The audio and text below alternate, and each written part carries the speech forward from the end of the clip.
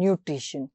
Whether a man lives to eat or eats to live, food is his prime concern.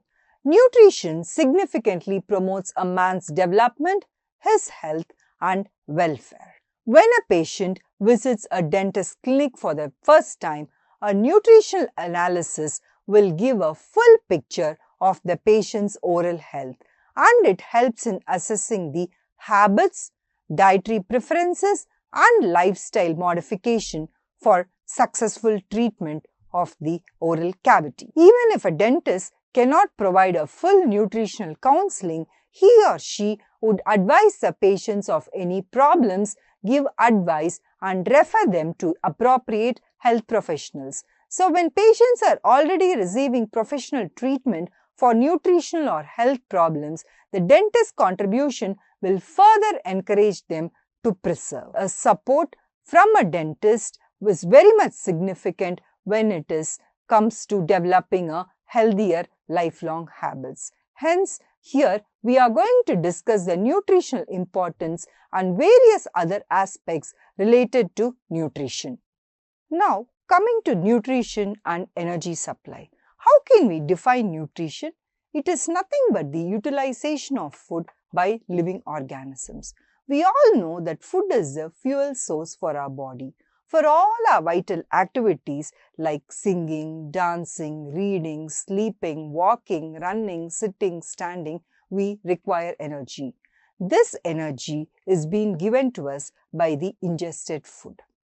Now we can say there are three types of nutrition. One is ideal nutrition, undernutrition and overnutrition.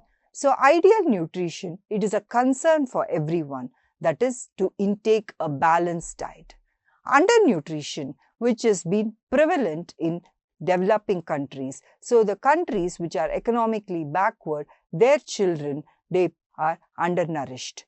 Next, coming to overnutrition, this is a serious concern in developed countries where there is binge eating. Coming to the energy content of foods, so I take a balanced proportion of carbohydrate, fats and protein. That's what we think, but it is not so. Now, coming to the energy content, we can say it is the calorific value. So, how is a calorific value calculated? The calorific value of food is calculated from the heat which is released by the total combustion of food in a calorimeter. So, we can say the unit of heat is a calorie. 1 calorie represents the amount of heat required to raise the temperature of 1 gram of water by 1 degree centigrade. Now, coming to the different calorific value of foodstuffs, we can say fat contains a maximum calorie, that is 9 kilocalorie per gram in the body, whereas carbohydrates and proteins, they will be yielding out 4 kilocalories and alcohol yields 7 kilocalories per gram in the body. Now we will move slowly into nutrition. The first topic which we will be learning here is respiratory quotient of foodstuffs. What is respiratory quotient of foodstuffs? It is known as RQ. It is a ratio of volume of carbon dioxide produced to the volume of oxygen which is utilized in the oxidation of foodstuffs. That is known as respiratory quotient of foodstuffs.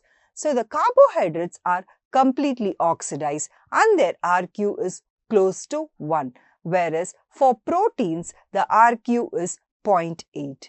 Whereas for a fat we can say the RQ is 0.7. If a diet contains a mixture of carbohydrates, lipids and proteins, we can say an RQ, it has got an RQ of 0.8. So this is how we calculate the RQ. The glucose, it combines with oxygen, that is it undergoes oxidation to liberate carbon dioxide and water.